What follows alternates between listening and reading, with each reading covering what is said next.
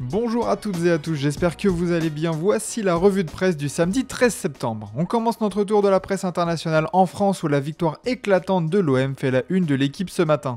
Un régal avant le Real, en effet les hommes de Roberto De Zerbi ont surclassé des Lorientais rapidement réduits à 10 quelques jours avant d'affronter le Real Madrid en Ligue des Champions. C'est bon pour le moral, titre de son côté. La Provence sur sa une en avait laissé l'OM bien mal en point avant la trêve internationale minée par l'affaire Rabiot-Rao, mais les Phocéens ont parfaitement réagi à domicile, un OM relancé par ses recrues pour le progrès. Naïef Aguerd, Angel Gomez et Benjamin Pavard ont marqué hier pour l'OM. L'impact des recrues de l'été est immédiat. On a aussi remarqué à l'OM le retour à une défense à 3 centraux composée de Medina, Aguerd et Pavard, une défense qui marque des buts mais qui marque aussi les esprits. De quoi donner des espoirs à quelques jours de retrouver la Ligue des Champions. C'est un véritable vent de fraîcheur qui s'est abattu sur le Vélodrome hier soir pour accompagner une promenade marseillaise comme l'ajoute Marca en Espagne. Benjamin Pavard fait lui l'objet d'un focus tout particulier, buteur pour ses débuts, sa première réalisation dans une compétition en France. Des débuts en fanfare pour la Provence, le recrutement de l'ancien Lillois est ambitieux, illustre la volonté de l'OM de se renforcer intelligemment avec des joueurs d'expérience. D'ailleurs sur notre chaîne secondaire Foot Mercato FC, on a tenté de vous expliquer comment cet OM prépare son retour en C1. À Paris, on navigue à vue après un mercato très calme, axé sur les départs d'indésirables et c'est maintenant l'heure de choisir le capitaine de l'équipe. Marquinhos, le vote de confiance comme l'indique le Parisien ce matin. Le Brésilien a été l'un des grands artisans de la victoire en Ligue des Champions du PSG la saison dernière, mais son statut est fragilisé depuis l'arrivée d'Ilia Zabarni cet été. De quoi remettre en cause son capitanat, pas du tout, l'assure le quotidien français, il devrait garder le brassard. L'incertitude se porte plus sur le rôle de vice-capitaine avec le départ de Donnarumma, les cartes sont rebattues, Hakimi et Vitinha tiendraient la corde. Aussi au PSG, les blessures de Désiré Doué et d'Ousmane Dembélé en équipe de France jettent une ombre sur la réorganisation tactique en attaque au PSG et pour l'équipe, il y a un joueur qui devrait en profiter, Gonçalo Ramos. Ramos, l'heure du buteur, titre le quotidien français et pour la première fois depuis son arrivée au club, le Portugais est assuré d'avoir du temps de jeu conséquent sur les prochaines semaines, de quoi peut-être se montrer et remettre en question la rotation en poste d'avant-centre. Un mot de Ligue 2 avec la belle victoire du Red Star hier à Pau avec 10 points gagnés en 5 journées, le Red Star commence bien sa saison. Les bons comptes du Red Star, titre l'équipe, si l'objectif principal reste le maintien, le club francilien est désormais leader du classement, de quoi voir plus haut peut-être. On passe désormais de l'autre côté de la Manche où on célèbre largement le retour de la Première Ligue avec peut-être les grands débuts d'Alexander Isak avec Liverpool, mais c'est la contre-attaque d'Eddie Howe qui fait la une. L'ancien coach du Suédois à Newcastle s'est exprimé à partir du moment où il a refusé de jouer pour lui, leur relation était terminée. La rancœur est présente pour l'entraîneur des Magpies, Alexander l'Agaçant, titre le Daily Star sur sa une avec un petit jeu de mots autour d'Alexandre le Grand. D'ailleurs pour Arne Slot, c'est certain, il peut devenir grand comme l'ajoute le Mirror Sport. L'entraîneur néerlandais des Reds a d'ailleurs un plan bien précis pour lui faire atteindre les sommets. Il faut désormais gagner des titres pour être considéré parmi les meilleurs joueurs du monde à son poste. Une belle motivation pour Isak qui a pourtant gagné la League Cup la saison dernière, mais le boss de Liverpool voit plus grand pour lui. Et si Alexander Isak peut être grand, Erling Haaland est lui encore plus grand comme le placarde le Daily Star. L'attaquant norvégien revient hyper motivé de la trêve internationale en recherche de revanche, précise le Manchester Evening News.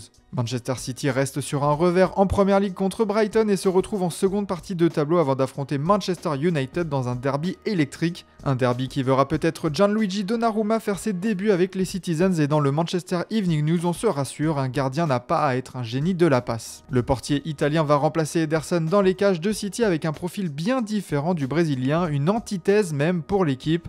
Pep Guardiola a su adapter son jeu pour accueillir Erling Haaland par le passé, sera-t-il de même pour Gigio ? Enfin, dans le Daily Express, on fait le focus sur David Raya. Le portier d'Arsenal a été douté lors de son recrutement, mais maintenant il fait l'unanimité jusqu'à même le mettre dans des discussions des légendes d'Arsenal au poste de gardien. Pour le faire définitivement, il faut désormais gagner, c'est le mot d'ordre cette saison dans le nord de Londres. On file en Serie A où le derby d'Italie occupe une bonne place de la presse sportive transalpine. Un grand derby pour rêver, titre Quotidiano Sportivo aujourd'hui. L'affrontement entre la Juventus et l'Inter Milan est le premier gros choc entre deux prétendants au titre. Un affrontement important pour Kivu qui a le plus à perdre selon la Gazzetta dello Sport. La Juve est elle sur une pente ascendante avec une ligne d'attaque impressionnante qui se lance sur l'Inter, souligne Tutto Sport. Igor Tudor a sorti Dusan Vlahovic de son placard pour donner une arme en plus à son équipe et l'associer avec Jonathan David et Kenan Yildiz. Une armada qui sera l'un des points à suivre dans ce derby qui compte toujours dans une saison comme le rappelle le quotidien aux pages roses. La rivalité est sportive mais aussi économique entre les deux clubs.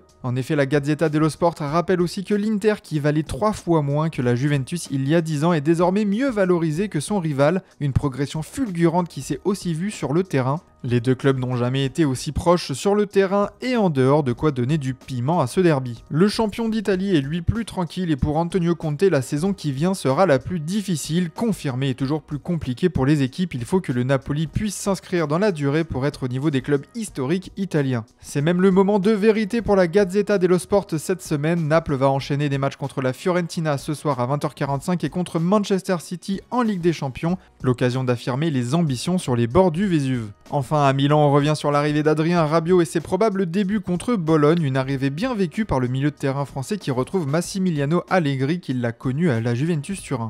Avec lui, on gagne, dit-il en marge du prochain match, une petite pique déguisée pour son ex-coach à l'OM Roberto De Zerbi. La phrase n'est pas anodine, peut-être glissée pour en rajouter une couche concernant sa sortie précipitée de l'OM. En Espagne, c'est la volonté de Xabi Alonso de mettre tous les joueurs au même niveau qui fait la une de Marca ce matin. Jouera celui qui le méritera, placarde le quotidien espagnol sur sa une. Xabi Alonso a besoin que tout le monde se sente inclus dans le projet du club pour en tirer le meilleur, un véritable pari sur la méritocratie, précise Sport. Cette saison, on a déjà vu Vinicius d'amarrer sur le banc alors qu'il était disponible et si Mbappé est destiné à devenir le leader de l'équipe selon l'entraîneur espagnol, rien n'est joué pour les places dans l'équipe. Et justement, une équipe qui déplore la perte brutale d'Antonio Rüdiger, blessé au muscle droit fémoral de la cuisse gauche qui va priver le défenseur central allemand de compétition pendant au moins 3 mois. Une blessure contractée lors du dernier entraînement avant le déplacement à la Real Sociedad et un coup dur pour la Casablanca qui peine à trouver de la continuité et de la solidité en défense. D'ailleurs, ce déplacement est dangereux pour le Real Madrid qui va se confronter à Carlos Soler, transfuge du PSG cet été. Le club madrilène est le club contre lequel Soler a le plus marqué dans sa carrière et rien de tel qu'un nouveau but pour se faire définitivement adopter par ses nouveaux supporters. Dans Mundo Deportivo, on propose une interview exclusive de Lamine Yamal aujourd'hui et le crack se livre. Flick me dit de profiter, flanque le quotidien catalan sur sa une. Hansi Flick est comme une figure paternelle pour le joueur et le pousse à jouer sans se poser de questions, qui profite de son talent sans calculer. Bien évidemment, la question du Ballon d'Or est présente dans cette interview et ce serait quelque chose d'incroyable, ajoute-t-il. À Barcelone, il y a tout de même un problème de taille dans l'équipe, les absences au milieu de terrain. Avec les doutes autour de la cheville de Gavi et les absences de Dro et de Frenkie de Jong, le cœur du jeu barcelonais est dépeuplé. Casado, à toi de jouer, titre Sport sur sa une aujourd'hui. Le jeune joueur issu de la Masia avait réalisé de bonnes sorties la saison dernière et est amené à jouer aux côtés de Pedri avec l'objectif de montrer que lui aussi mérite la lumière parmi les cracks de la Masia. Enfin, l'Atlético de Madrid s'apprête lui à jouer contre Villarreal, un match de la plus haute importance après un début de saison complètement loupé sans gagner un seul match pour la bande à Diego Simeone. Touché ou coulé, titre As, la victoire est obligatoire pour les Colchoneros qui doivent revenir à flot pour Mundo Deportivo contre le sous-marin jaune. On termine cette revue de presse au Portugal avec le match nul concédé dans les dernières minutes par Benfica qui fait la une de Abola avec les mots du capitaine Otamendi, coupable d'une grave erreur menant au but égalisateur de Santa Clara. J'assume, lisons-nous. Hier soir, c'était un véritable film d'horreur dans la tête du capitaine pour Ojogo, tandis qu'Abola s'essaye à une figure de style à la Dr Jekyll et Mr Hyde. Otamendi était brillant, mais Nico a été désastreux. Un match nul de Benfica qui laisse Porto en tête du classement au Portugal, seule équipe à être encore invaincue. D'ailleurs, pour son entraîneur Francesco Farioli, hors de question de ralentir la cadence. Je n'imagine pas baisser le niveau d'1%, pouvons-nous lire dans Ojogo. Le coach italien passé par Nice en a profité pour tresser des louanges pour son joueur Victor Froholt, arrivé de Copenhague cet été. Il court pour 3 ou 4 joueurs, ajoute-t-il, quand même bien pratique dans une équipe. Voilà pour cette revue de presse du jour, merci de votre fidélité et à demain pour une nouvelle revue de presse sur Foot Mercato.